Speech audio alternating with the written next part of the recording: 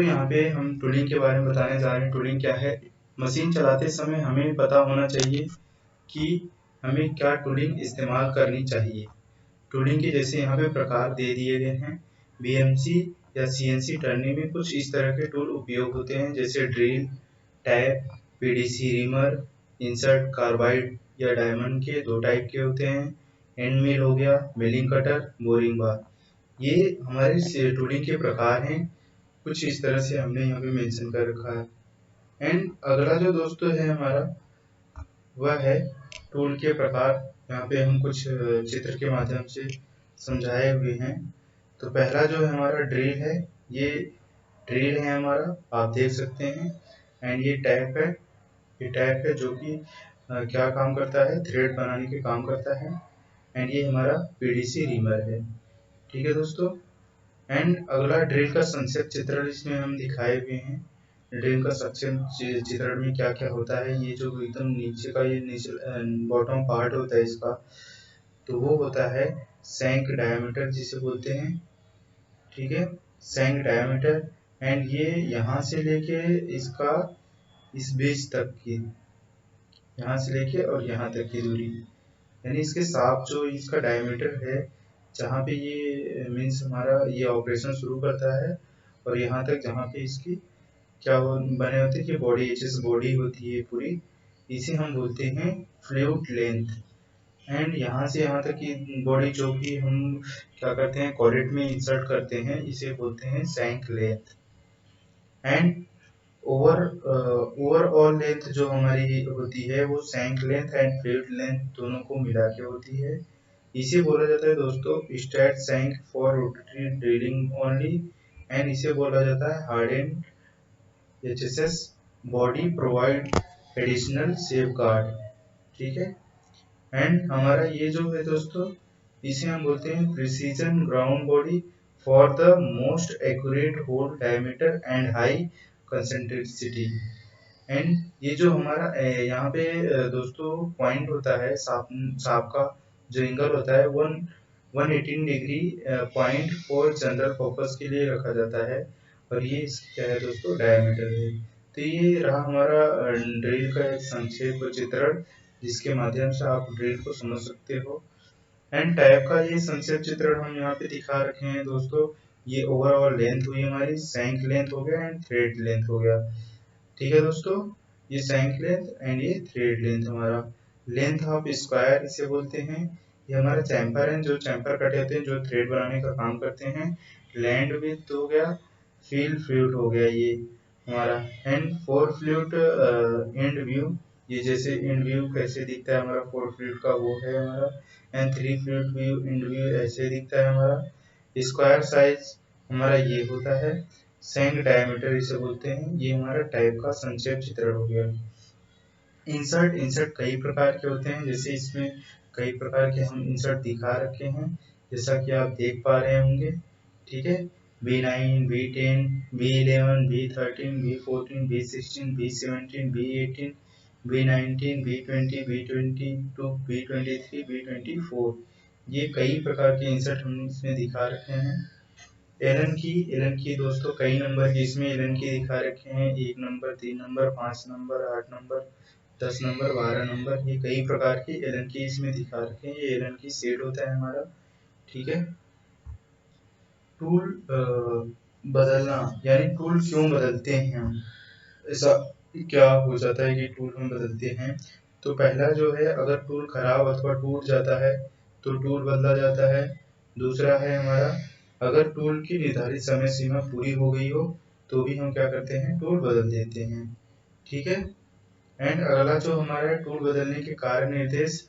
Tool बदलने के कार्य निर्देश, टूल बदलते समय कुछ तरीके ध्यान में रखने चाहिए, जैसे टूल सही तरह से टाइट होना चाहिए। दूसरा, टूल का ऑफसेट अवश्य लें। टूल का ऑफसेट उसी के एच नंबर में डालें, उसी के एच नंबर में डालने हैं हमें टूल के ऑफसेट। जैसे कि अभी हम एक आपको कोड है G43H01Z100.0। अब ये जो एच नंबर है हमारा, अब हम यहाँ देख सकते हैं, ये जो एच नंबर है हमारा, ये यहाँ से मिलाप कीजिए आप। ये एच नंबर हमारा है G001 वाला, ये अब इसी में हमें क्या करना है कि ऑफसेट लेते समय हमें इसी में डालना है, हमें ना कि दूसरे वाले में डालना है। ठीक है, तो जिसका जो रहे उसी एच नंबर में हमें ऑफसेट में से जो टूल का ऑफसेट रहता है उसी के एच नंबर में हमें हमेशा फिल करना होता है। नोट यहाँ पे कुछ लिखे हुए हैं आपको गाइडलाइन। टूल बदलते समय अपने हाथ तेज कोनों से दूर रखने हैं, क्योंकि ये क्या जो टूल होते हैं वो अत्यधिक शार्प होते हैं हमारे। शार्प, ये जो शार्प में अगर हाथ आ जाए तो हाथ हमारा कट सकता है, तो हाथों को बचाने के लिए हमें हमेशा जो तेज कोने होते हैं उनसे दूर रखना पड़ता है। टूल बदलने के बाद का निर्देश क्या है हमारा, टूल बदलने के बाद हमें क्या क्या करना होता है।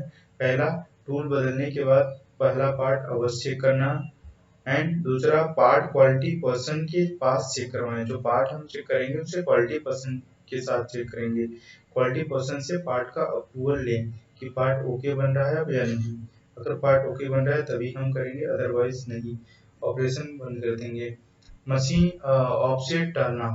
ऑफसेट, सबसे पहले क्या ऑफसेट क्या होता है दोस्तों जान लेते हैं।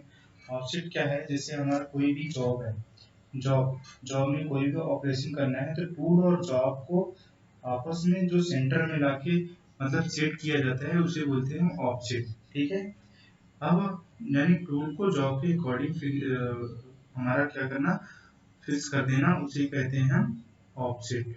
ऑफसेट चार प्रकार के होते हैं। पहला ज्योमेट्री ऑफसेट, दूसरा वियर ऑफसेट, तीसरा वर्क ऑफसेट, चौथा box shape offset. And offset के प्रकार के बारे में हम जान लेते हैं बारी बारी से।